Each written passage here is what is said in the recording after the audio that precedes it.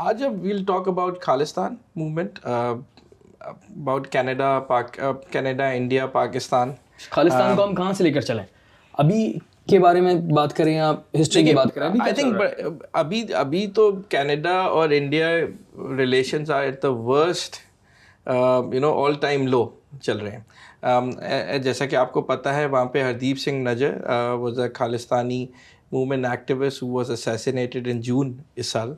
और जबकि उसकी असैसिनेशन हुई तो कैनेडियन जो प्राइम मिनिस्टर ट्रूडो हैं इज एक्चुअली नेम्ड इंडिया और Indian state involvement in assassination of a Canadian national, जो कि बहुत बड़ी बात है. पहले रशिया ऐसी असैसिनेशन लंदन में करता था या कोई दूसरी इंटेलिजेंस एजेंसी जो लोग होती थी करती थी. बहुत बड़ा इल्ज़ाम है. बहुत बड़ा इल्ज़ाम है और इस पर हम डिस्कस करेंगे. सबसे पहले वेरी इंपॉर्टेंट एस्पेक्ट कि खालिस्तान मूवमेंट है क्या. एक नॉर्मल पाकिस्तानी को तो पता ही नहीं है, इंडियंस को भी मेरे ख्याल से ज़्यादा इसके बारे में आइडिया नहीं है. Khalistani movement is obviously led by the Sikhs or the Punjabi Sikhs of Punjab. Obviously Sikhs originated from Guru Nanak in 1500s and early 1600s.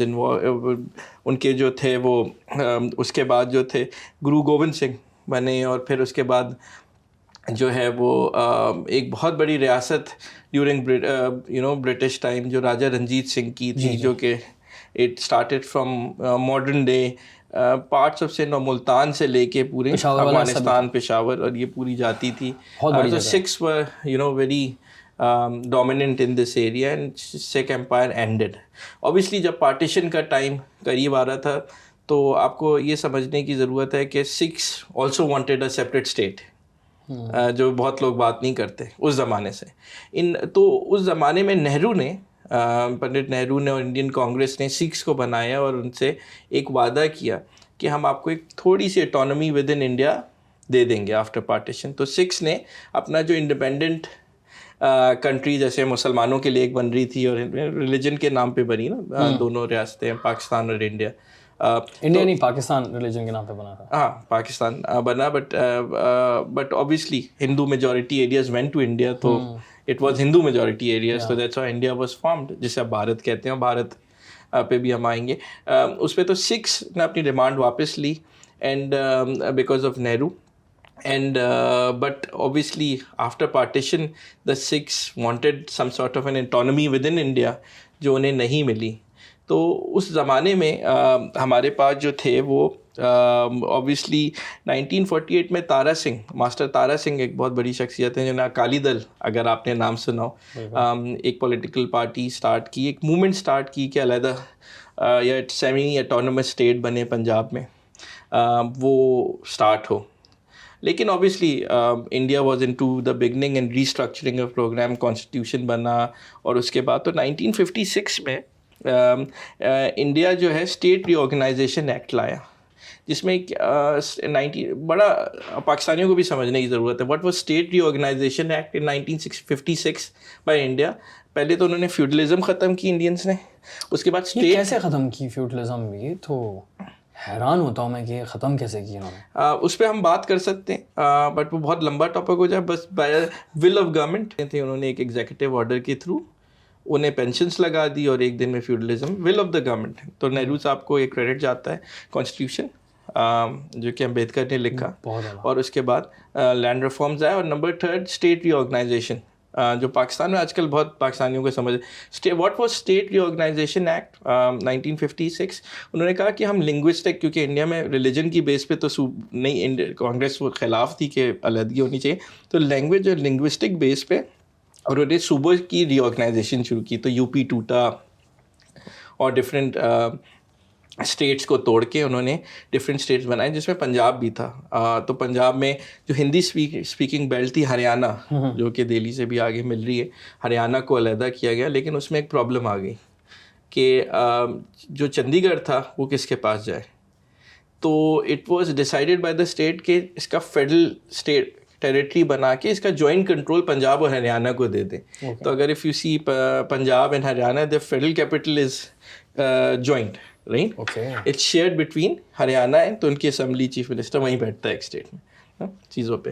तो 1956 इंडियन रीऑर्गेनाइजेशन एक्ट, पाकिस्तानियों को सीखने की बहुत ज़रूरत है इससे ना। तो उन्होंने लिंग्विस्टिक उस पर की और ये प्रॉब्लम्स ख़त्म करनी शुरू की। सीपी बना, एमपी बना, आगे बनते गए सूबे और चीज़ों पे।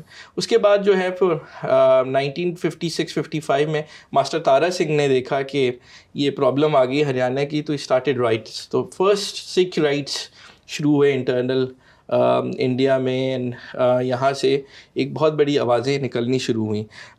उसके बाद ऑब्वियसली और अगर 1956 में देखें तो पंजाब सूबा तहरीक लॉन्च कर दी मास्टर तारा सिंह ने अकाली दल में, और कोई नेहरू ने ऑपरेशन किया, 15-16 हज़ार जो अकाली दल के मेंबर्स थे उन्हें जेल हुई। और फिर ये 1960 फर्स्ट टाइम जो थी वो एक एनिमोसिटी क्रिएट हो गई थी between Hindi speaking and Punjabi speaking India में। अच्छा, हुआ ये कि फिर उसके बाद होती है 1965 वॉर, और उसमें सिख्स आप याद रखें कि are only 2% of India's population but was 20% of Indian army strength, because of British ने जो 1857 के बाद पेटनेज दी पंजाब को और वहाँ से निकाले। तो उन्होंने इंडियंस ने देखा कि पंजाबी किस तरह से सिख पाकिस्तानियों से लड़ा और बहादुरी से लड़ा।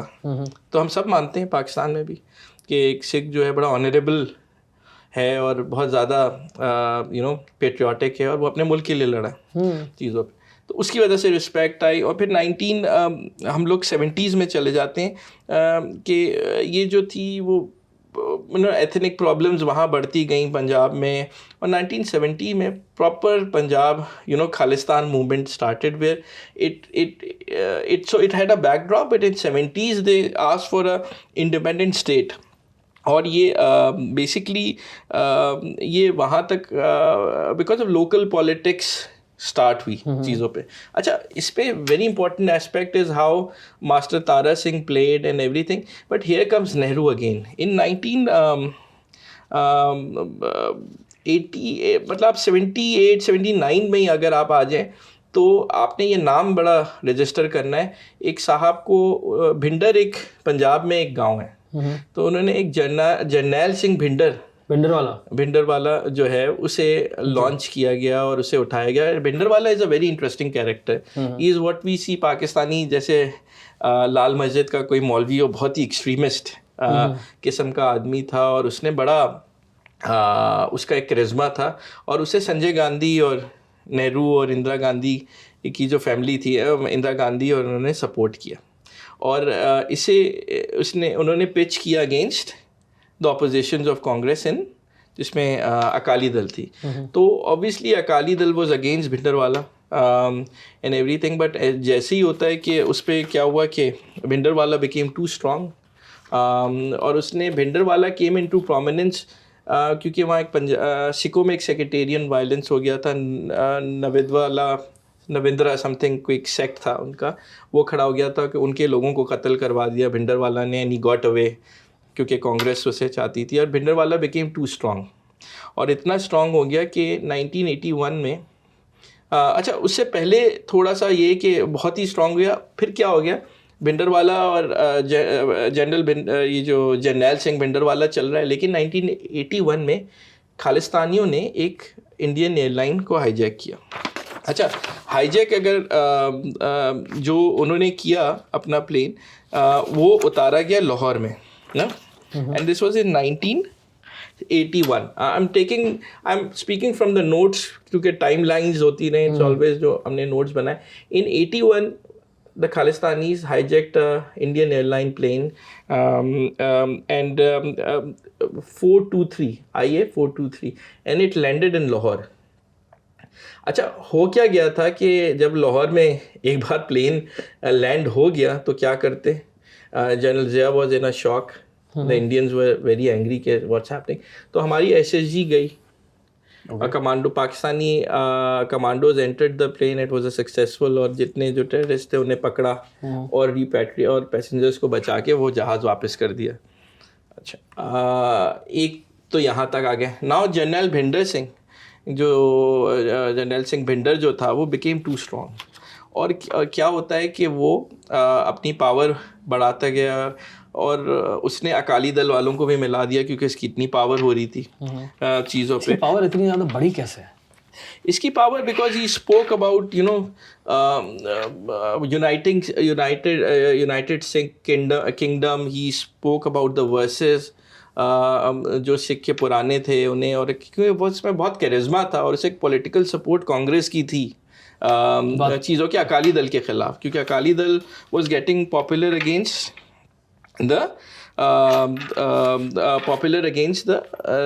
द कांग्रेस, जो कि उसके थ्रेट बन गई। तो कांग्रेस एज अ प्रॉक्सी जैसे होता है हर तो उसे जनरल सिंह भिंडर को उसने किया। देन केम 1981 में हाईजैकिंग होती है, 1982 एशियन गेम्स हुए इंडिया में, इंडिया की प्रेस्टीज का मसला हो गया। भिंडर वाला ने कहा कि भाई साहब हम ये एशियन गेम्स नहीं होने देंगे और हम वहाँ पे एहतजाज करेंगे। तो इंडियन गवर्नमेंट ने फर्स्ट टाइम पूरा पंजाब हरियाणा का बॉर्डर क्लोज कर दिया 1982 में। अब उसमें बहुत सारे लोग जो इंडियन आर्मी से भी आते थे उनकी भी चेकिंग होती थी, तो दे फेल्ट वेरी, सिखों की पगड़ियाँ उतार के रख लेते थे, मतलब चेकिंग होती थी, कोई चीज़ नहीं ला रही, कोई ऐसी चीज़ नहीं हो रही। एलियनेटेड एक तरह से फीलिंग आती है ना कि आप अपने ही मुल्क में रह रहे हैं और आपकी इतनी ज़्यादा सख्त चेकिंग हो। यस, तो इन 1982 Asian games and that was the end game, जहाँ पे इनके हालात ख़राब हो गए। भिंडर वाला somehow knew his power and moved to the Golden Temple in 1984. Golden Temple is the Makkah and Medina for Sikhs, ऐसा आप जानते हैं, ये उसकी अहमियत। और फिर उसके बाद जो है वो गोल्डन टेम्पल में चला गया, और फिर Indira Gandhi ordered to launch an operation against Bhindranwale to arrest.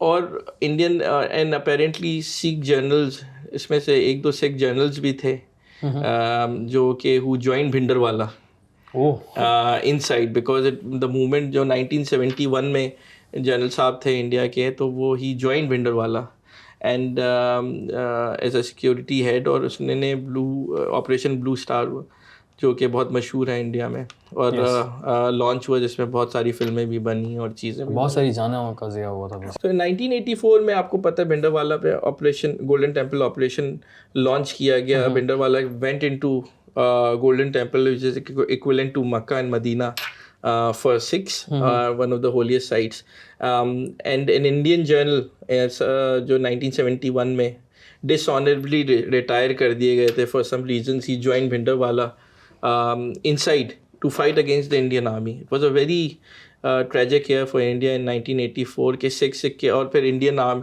army went sent a Sikh general to fight because of local issues. ये Indians thought it was a piece of cake, but it took a long time. But Indian army penetrated into Golden Temple, Bhindranwala, and everybody was killed in 84. अच्छा, उस वक्त social media भी नहीं था और इस तरह से टीवी भी नहीं था, लेकिन इस तरह की सिचुएशन अभी हो तो बहुत एक्सट्रीम आउटरीच हो, बहुत एक्सट्रीम आउटरीच हो, क्योंकि जिस तरह की जगह है और जितनी मुक़द्दस जगह है वो सिखों के लिए, और इस तरह का जो वो ऑपरेशन हुआ था और वहाँ पे कुछ काफ़ी ज़्यादा नुकसान भी हुआ था। तो apparently there was only one journalist who was in Punjab who was reporting for the Times of London at that time. According to my estimates, was around 15 to 2,000 people were killed in Golden Temple operation and in around उस वक्त पे, उसके जो कि बहुत होते हैं ना, और इस पे इंडियन आर्मी भी, और 20,000 नहीं 1,500 to 2,000 people, right?